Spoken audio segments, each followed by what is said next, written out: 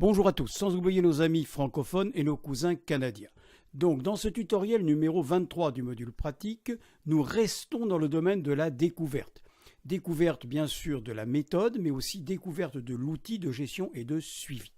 Donc je vais vous faire une présentation et une analyse et je vais vous commenter le budget d'Isabelle, donc, qui est en situation réelle. Ce tutoriel numéro 23 donc, se situe bien sûr toujours dans le module pratique. Nous avons vu la méthode, nous avons vu l'outil. Maintenant, nous découvrons donc la méthode et enfin, nous verrons après les exercices d'apprentissage. La présentation succincte donc d'Isabelle et sa situation d'Isabelle et de son budget prévisionnel. Donc, on va d'abord voir sa situation familiale. Isabelle, elle a 30 ans et elle élève seule sa fille de 3 ans. Le père de l'enfant ne lui verse aucune pension alimentaire. Par contre, ses parents, qui lui sont très proches d'elle, l'aident parfois financièrement.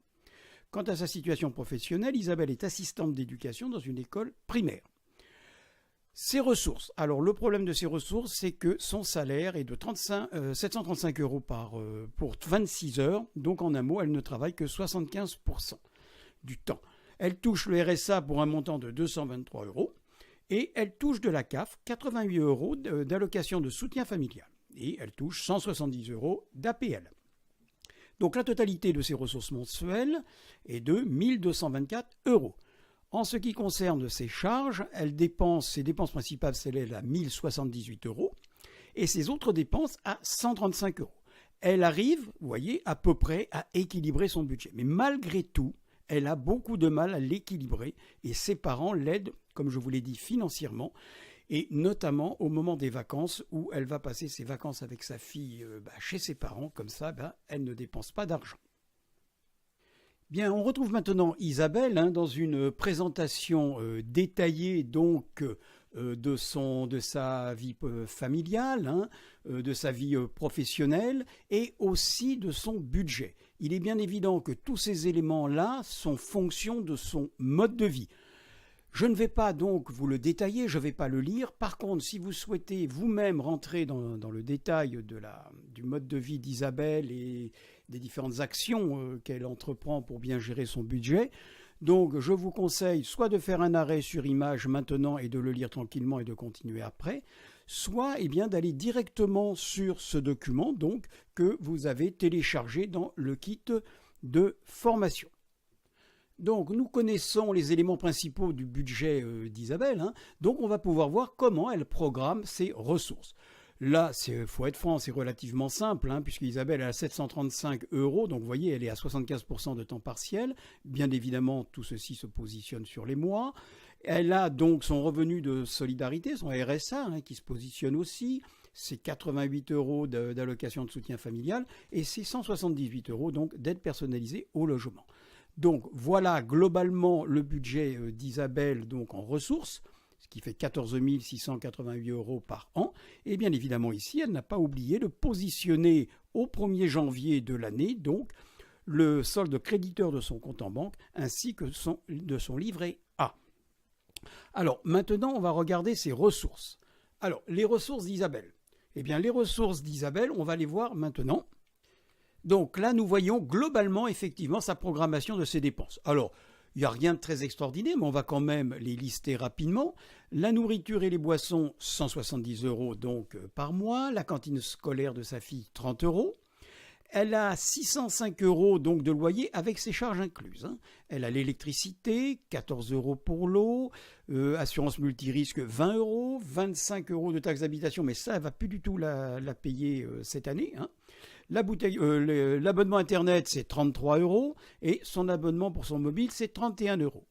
Ensuite, l'assurance de sa voiture, il est de 15 € et son carburant de 100 €. Encore une fois, c'est du carburant pour aller au travail, ce n'est pas du carburant pour aller se promener. Ensuite, qu'est-ce que l'on voit dans ses loisirs? Eh bien, elle a ici 10 €, donc c'est pas grand-chose de loisirs, et elle fume, donc 24 € de cigarettes. Et quand même, ce qui est très intéressant, c'est que malgré tout, Isabelle, ici, prévoit une petite épargne de précaution. Donc voilà le budget global de la programmation des dépenses d'Isabelle. Pour l'année, ça fait donc 14 524 €. Alors maintenant, on va aller voir comment tout ça se positionne sur son bilan prévisionnelle, et puis surtout voir ce que ça donne au résultat. Alors, au résultat, voilà ce que ça donne. Eh bien, c'est pas mauvais du tout, parce que vous voyez, ici, Arthur, il est content, puisque regardez, c'est vert ici aussi. Et là, on applaudit. Alors, on retrouve bien ici, évidemment, donc la programmation des ressources d'Isabelle. On retrouve bien ici la programmation de ses dépenses. Et comme d'habitude, on va voir ici un petit peu comment ça se passe. Donc là, elle va avoir 2 trous de gestion, 2 trous, elle va être en rouge, là, de 2 trous de gestion. Mais ça ne lui pose pas de problème puisque son solde bancaire sera créditeur. Ici, ce sera pareil. Et on se rend compte que tout au long de sa gestion prévisionnelle, son compte sera créditeur. Et comme ici, elle a économisé 164 €, bien sûr, ça viendra augmenter son avoir disponible sur son compte. Alors, on regarde un petit peu, donc on peut dire qu'Isabelle, elle a bien maîtrisé son budget, elle a su adapter donc ses ressources à ses dépenses, même si encore une fois, heureusement qu'elle a ses parents, parce que sinon, elle ne pourrait pas avoir le niveau de vie, ce petit niveau de vie qu'elle a actuellement, et notamment pour sa fille.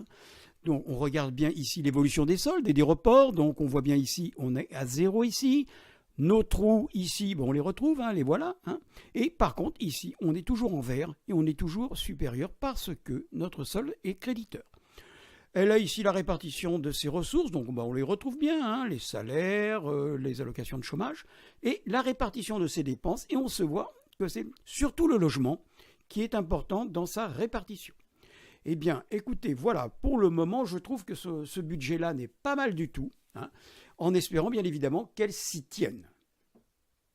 Bien, écoutez, nous avons terminé donc l'analyse et la présentation donc du budget d'Isabelle. Dans le tutoriel 24 maintenant, nous irons voir, nous irons analyser, nous irons visiter, comme on dit, le budget d'Aurélie et Pierre. Et encore une fois, je vous le rappelle, c'est en situation réelle. Alors, comme d'habitude, je vous rappelle que vous pouvez télécharger le kit de formation dans lequel vous retrouvez bien évidemment ici tous ces tutoriels, et notamment on va avoir après le Isabelle, bien les Aurélie et Pierre. Alors, vous pouvez télécharger donc ce kit sur mon site Gérer son budget. Et rapidement, je vous rappelle que si vous avez besoin d'un renseignement ou un complément d'information, à ce moment-là, vous n'hésitez pas à me passer un petit mail et moi, je me ferai un grand plaisir de vous répondre. Comme d'habitude, je vous suggère de vous abonner à ma chaîne, puisque je traiterai dans quelques temps 3 thèmes budgétaires qui me tiennent à cœur. Le premier, c'est la gestion financière d'une association. Le deuxième, c'est la gestion budgétaire d'une mairie, donc d'une collectivité territoriale. Et le troisième thème, ce sera la gestion dans le temps d'un plan de surendettement pour que la personne revienne le plus rapidement possible donc à une situation normale. Je vous dis à bientôt dans le prochain tutoriel.